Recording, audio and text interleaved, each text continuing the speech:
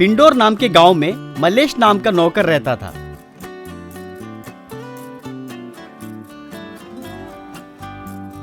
एक बार मल्लेश उसके मालिक राज सिंह के पास जाकर, साहब कुछ दिनों में त्योहार आ रहा है, बच्चों को कपड़े लेने, पैसा चाहिए साहब।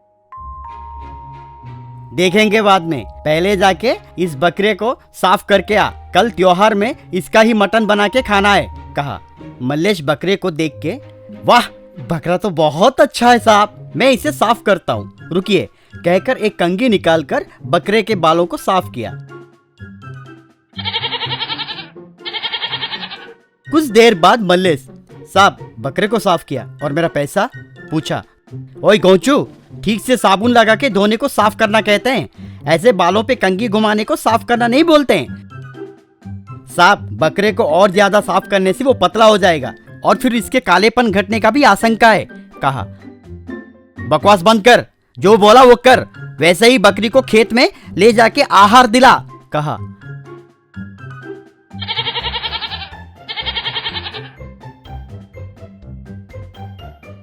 मल्लेश बकरी को खेत में आहार खिलाते वक्त एक आदमी आकर, क्यों भाई मल्लेश, बकरा मस्त है, बेचोगे क्या, पूछा।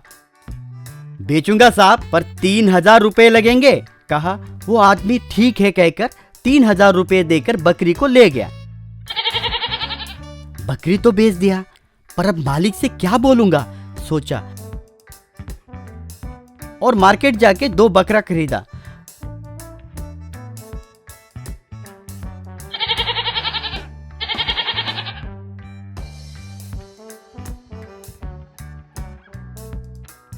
एक बकरे को अपने घर पे रखकर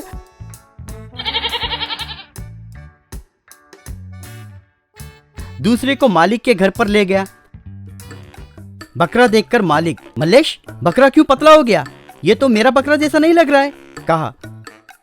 बहुत हो गया साहब, मैंने आपको पहले ही बताया था कि बकरे को साबुन से धोने से पतला हो जाएगा।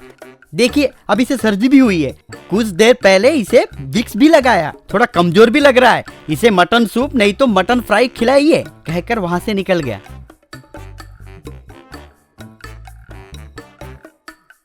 उस रोज शाम को अपने घर पे जो बकरा है उसके पास बैठकर इसे कैसे बेचना होगा सोच के एक मुकुट बकरे के सर पे पहनाकर मार्केट में ले गया। मार्केट में बकरे के सर पे मुकुट देखकर बहुत सारे लोग हैरान हो गए। जमींदार उस बकरे को देखकर मल्लेश के पास आया। अरे ओ भाई, बकरे को मुकुट क्यों पहनाया, पूछा तो मल्लेश, थोड़ा तमीज से बात कीजिए, ये मामूली बकरा नहीं है, बकरों का राजा है। क्या बकरों का राजा, क्या बात कर रहा है, कहा। देखने में बहुत मासूम लग रहे हो, हमारे इंसानों में जैसे राजा महाराजा होते हैं वैसे बकरों में भी राजा महाराजा होते हैं, कहा। अब्बा अगर ये बकरों का महाराजा है तो तुम्हारे पास कैसे आया, मूर्ख, महाराजा ने मुझे सेनापति बनाए, इसलिए मैं इन्हें बहुत जिम्मेदारी से संभाल रहा हूँ, कहा। सच में बहुत आश्चर्य लग रहा है, कहा। हाँ आश्चर्य की ही बात है, कई अनहोनी कारनामे हमारे बकरे महाराजा करते हैं। उदाहरण के लिए ये बकरे महाराज जिसके भी घर में गोबर डालते हैं, वो लोग अगर उस गोबर को 1 महीने के लिए संभाल के रखेंगे तो महीने के बाद वो सोना में बदल जाएगा, कहा। तो जमींदार, क्या बकरे महाराज के गोबर को 1 महीना संभाल के रखने से वो सोना में बदल जाएगा? ओ सेनापति मल्लेश साहब, मुझे ये बकरा चाहिए, चाहे जितना भी पैसा हो, परवाह नहीं। कितनी हिम्मत, कितना साहस, महाराज को खरीदना चाहता है, कहकर बकरे को लात मारा। बकरा मैं बोला। महाराज बुलाए, क्या हुआ, कह के बकरे के पास जाकर, वैसा क्या, ठीक है महाराज, मैं आज्ञाकारी हूँ आपका, कह के जमींदार की ओर देखकर, देखिए जमींदार जी, अब महाराजा आपके साथ आने के लिए तैयार हैं, लेकिन उनके सेना के लिए मुझे 10,000 रुपये देने के लिए कहा है। ठीक है बोल के 10,000 रुपये मल्लेश को देकर बकरा ले गया।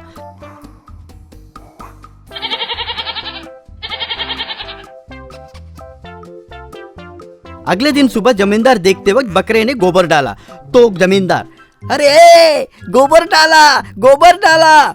बकरे महाराज ने गोबर डाले।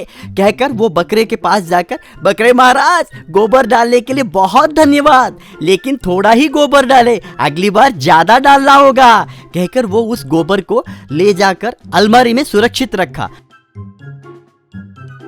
अगले दिन जमींदार की पत्नी, ओ जी, ये बदबू कहाँ से आ रही है? बहुत घटिया लग रहा है। बोली, चुप कर, वो बदबू कल हमारा तकदीर बदलने जा रही है। कहा, छी छी, क्या है जी, ये गंदी बदबू हमारी तकदीर बदलेगी?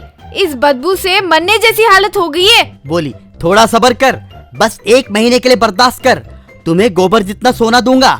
कहा तो पत्नी, गोबर जितना सोना? वो क्या है जी?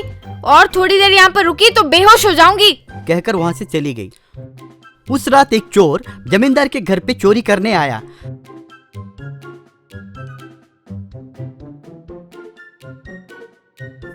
आज कैसे भी जमींदार के घर पे पूरा खजाना लूटना होगा, कहकर बिना किसी को दिखे अलमारी का दरवाजा खोला। बदबू सूंघते ही चक्कर आके वहां पे गिर गया।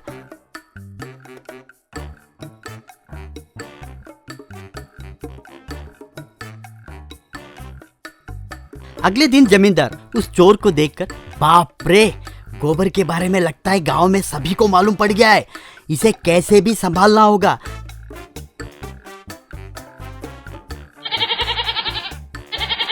कहकर एक बस स्टॉप के पास गया। तभी राज सिंह उसका बचपन का दोस्त जमींदार को देखकर, क्यों जमींदार साहब, कैसे हैं? पूछा।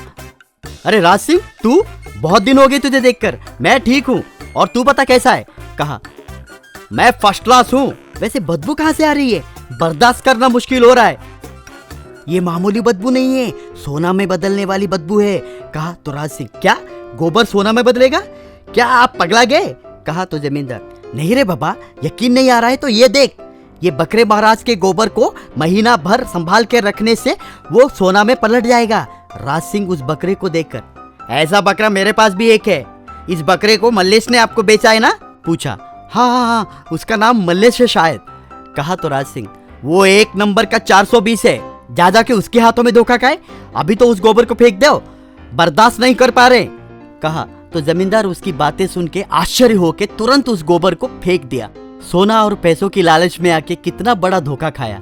छी, वैसे भी उस मल्लेश को बोल के क्या फायदा, गलती तो मेरी है, मेरी ही मती मारी गई थी। कहकर वहां से चला गया। एक गांव में अजित पाल नाम का एक आदमी रहता था। उसको एक मटन की दुकान थी। वहाँ हर ग्राहक को अच्छा क्वालिटी वाला ही मटन बेचता था। अगर कोई बूढ़े लोग आए तो उनसे कहता था, ओ बूढ़ी माँ, मटन खीमा अच्छा सा मारा हूँ और उसके साथ साथ हड्डी भी डाला हूँ, इसको खा के ना तुम तंदुरुस्त रहना, कहता था। वो सुनकर वो औरत कहती थी, तुम बहुत अच्छा आदमी हो, इसलिए हम सभी लोग तुम्हारे पास आते हैं, तुम सबका बहुत अच्छा ध्यान रखते हो, कहकर उसे आशीर्वाद देके चले जाती थी। अजित पाल बहुत मेहनत करता था, अपने बेटे को शहर में पढ़ाता था। एक बार अजित पाल का लड़का नीरज फोन करके, hey dad, my education is finish, all pass, I come home, you pick up, कहने लगा। अजित पाल ने ये सुनकर, अरे वाह, तू तो बहुत अच्छा अंग्रेजी बात कर रहा है, मगर तू क्या कह रहा है बेटा? ओ dad, yesterday all my friends putting business, I too put business, कहने लगा।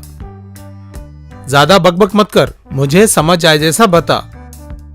डैडी, मेरे दोस्त खुद के बिजनेस शुरू कर रहे हैं, अपना गांव आने के बाद मैं भी अपना बिजनेस शुरू करूंगा, कहने लगा। नया व्यापार करोगे?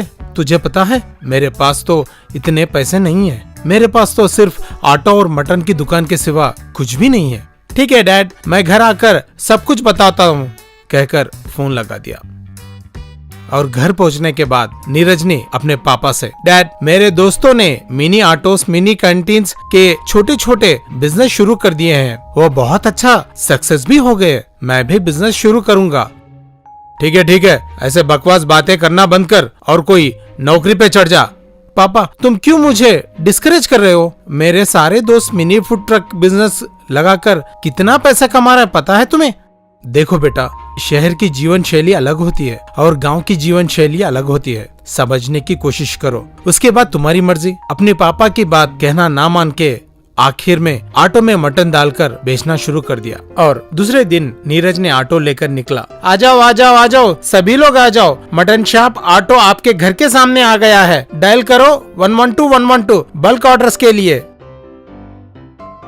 इतने में नीरज को एक कॉल आया। मटन शॉप को कॉल करने के लिए धन्यवाद, कहिए तुम्हें क्या चाहिए?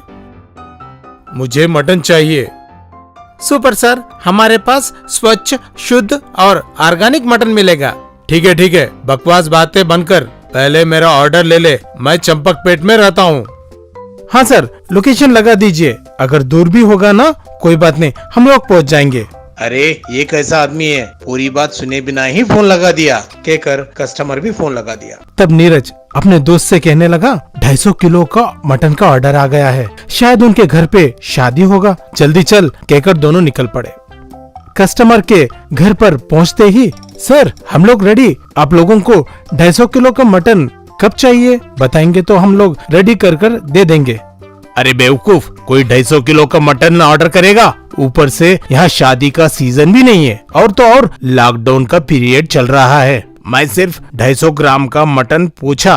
25 किलोमीटर दूर से आए, तुम्हें सिर्फ 250 ग्राम का मटन चाहिए? सोचकर नीरज 250 ग्राम का मटन देकर चला गया।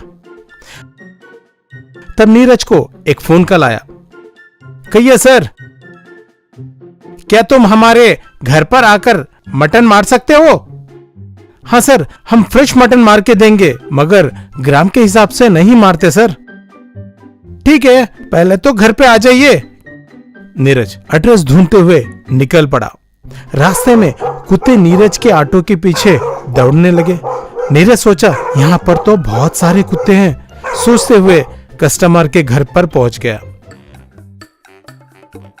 क्या तुम मेरे लिए 10 टुकड़े मार के दोगे?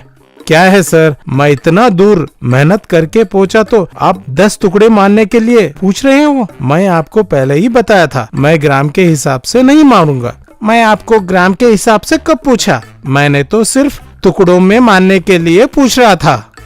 परेशान होकर के 10 टुकड़े मारकर कस्टमर को दे दिया। कस्टमर उन 10 टुकड़ों को लेकर कुत्तों में डाल दिया। क्या मैंने इस कुत्तों के लिए 10 किलोमीटर दूर से आया? सोचकर रह गया। नीरज जहां भी जाए हर कोई छोटे ही ऑर्डर दे रहे थे, मगर कोई भी बड़ा ऑर्डर नहीं दे रहा था। हाँ, मेरे पापा सही सोचते थे, मैं ही गलत था, लेकिन कोई बात नहीं, मैं सक्सेस होकर ही रहूंगा, सोचकर निकल पड़ा। उस गांव के पुलिस स्टेशन में एक एसआई था। कांस्टेबल्स, अपने गांव में चाइल्ड ट्रैफिकिंग बहुत ज्यादा हो गई है। यहाँ नाक, कान, आंख, किडनी, लिवर के कारोबार दिन दहाड़े चल रहे हैं, इसलिए आप सभी लोगों को अलर्ट हो जाने के लिए कह रहा हूँ। वहाँ गांव के बीच में पुलिस वाले थे। इतने में वहाँ पर नीरज के पापा अजीत पाल पहुँच गया। तब नीरज अपने पापा को देखकर अपना बड़प्पन दिखाने का ठान लिया। फोन पर, हेलो, यस, हाँ सर, हाँ हमारे पास सब कुछ फ्रेश काटते हैं, लिवर, किडनी, ब्रेन सब कुछ फ्रेश मिलेंगे। क्या तुम्हें बच्चों की चाहिए? कोई बात नहीं सर, मिल जाएंगे। ओके कहकर फोन रख दिया। लिवर, किडनी, ब्रेन, हार्ट बातें सुनकर वहाँ के पुलिस वाले नीरज को पकड़ के पीटा। अजीत पाल वो देखकर दौड़ते हुए चले आया। सर, ये मेरा बेटा है, ऑटो में मटन रखकर बेचता है, ये वही बात कर रहा था, मेहरबानी करके छोड़ दीजिए, इसे कुछ भी पता नहीं। थोड़ी देर पहले लिवर, किडनी की बात कर रहे थे ना? सर, ये तो बकरे के हैं सर। तुम उतना जोर से बात कर रहे तो मैं सोचा तुम ही हो वो आदमी, कहकर ऐसे चला गया। पापा मुझे माफ कर दो, मैं आपकी कहना नहीं माना, आज के बाद तुम जो भी कहोगे मैं करूंगा, कहकर घर चला गया।